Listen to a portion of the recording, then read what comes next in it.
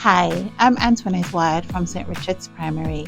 Let me share with you today 5 gems in holding on to the information that you have read. 1. Ensure that right after you are taught the content, you read it over. 2. You can read it aloud to yourself or share it with another friend. 3. It's no problem to get help. You don't remember, you don't understand? Ask a teacher, ask someone else for help. 4. Read ahead. Nothing is wrong in developing your prior knowledge. Once it is taught, it will be much easier for you. And 5. Give yourselves questions. Ask your own questions. Make them challenging.